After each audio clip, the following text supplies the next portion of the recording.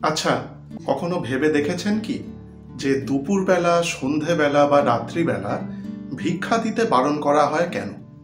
প্রথমেই একটা কথা আমি জানিয়ে রাখি যে এই ভিক্ষা শব্দটি ব্যক্তিগতভাবে আমার খুব একটা পছন্দের নয়।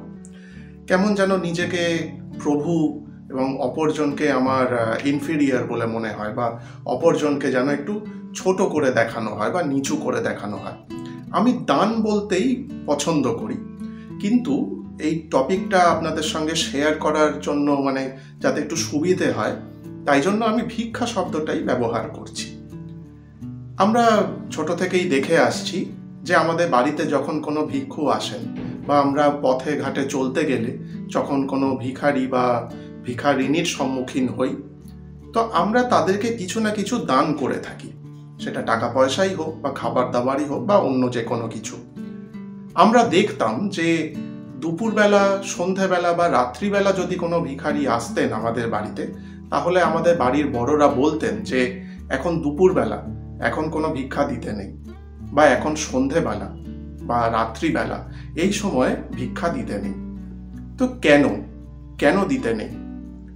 এই নিয়মটি তৈরি হয়েছিল অনেক আগে, যখন সবকিছু টাকা পয়সা দিয়ে হিসেব করা হতো না। তখন বেশিরভাগ ক্ষেত্রেই ভিক্ষা বলতে বোঝানো হতো খাবার দাবার।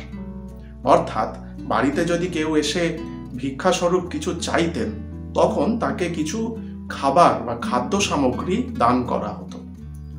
এখন আজকের সবকিছু যতটা ইজি হয়ে গেছে, আজকের সবকিছু যতটা সহজভাবেই পাওয়া যায়, তখন তো এত সহজ সবকিছু ছিল না। খাবার জোগাড় করা এবং খাবার তৈরি করা বেশ ভালোই কষ্টসাধ্য একটা ব্যাপার ছিল। খাবার জোগাড় করাও সহজ নয়, এবং খাবার তৈরি করা আজকের যেমন আমরা এলপিজি গ্যাস জ্বালিয়ে রান্না করতে পারি, বা ইন্ডাকশন ওভেন, বা আরও অনেক টেকনোলজিক্যাল অ্যাডভান্সমেন্টের কারণে যেসব জিনিসগুলো উপস্থিত হয়েছে, সেই সব বস্তুর মাধ্যমে রান্না করতে পারি, তখন তা হতো না।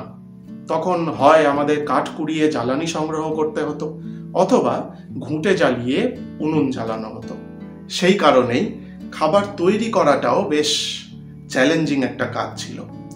বলা হতো যে দুপুরবেলা আমরা যদি তখন কাউকে খাদ্য দান হিসেবে দিয়ে দিই, তাহলে পরিবারের সকলে পেট ভরে হয়তো খেতে নাও পেতে পারত, কারণ তাদের সকলের ভাগ থেকেই তো একটু একটু করে কমে যেত। সন্ধেবেলা বা রাত্রিবেলা আরো বেশি সমস্যা হতো, কারণ সেই সময় ইলেকট্রিসিটি তো ছিল না, তো এত আলো রাত্রিবেলা পাওয়া যেত না। প্রদীপের আলো বা মোমবাতির আলো জ্বালিয়েই সন্ধে থেকে, সূর্যাস্তের পর থেকে পরের দিন সূর্য ওঠা অবধি আমাদের কাজ চালাতে হতো। বেশিরভাগ ক্ষেত্রেই খাবার তৈরি করা, অর্থাৎ রান্না করার এই যে প্রসেসটা, সেটা আমরা দিনের আলো থাকতে থাকতেই সেরে ফেলার চেষ্টা করতাম। অনেক আগে থেকে তৈরি করা খাবার আমরা রাতের জন্য তুলে রেখেছি। রাতে সকলে হয়তো ঠিকমতো খেতে পারলো না, কারণ আমরা সেই খাবার থেকে কিছু অংশ কাউকে দান করেছি। তখন সেটা পরিবারের জন্য খুবই সমস্যার একটা বিষয় হতো। এই কারণেই বলা হতো যে দুপুরবেলা, সন্ধেবেলা বা রাত্রিবেলা কাউকে ভিক্ষা দিতে নেই, অর্থাৎ খাদ্য সামগ্রী দান করতে নেই। সকালবেলা দেওয়া হতো, কারণ সকালবেলা বেশিরভাগ ক্ষেত্রেই আগের দিনের বেঁচে যাওয়া খাবার তাদেরকে দেওয়া হতো। আগের দিনের বেঁচে যাওয়া খাবার দেওয়া হতো আমি এটা মিন করতে চাইছি না যে তাদেরকে ছোটভাবে দেখা হতো বা ছোট করে দেখা হতো। বেশিরভাগ ক্ষেত্রে বাড়ির সদস্যরাও আগের দিনের বেঁচে যাওয়া খাবার দিয়েই ব্রেকফাস্ট করতেন। এই কারণেই এই নিয়মটি তৈরি করা হয়েছিল।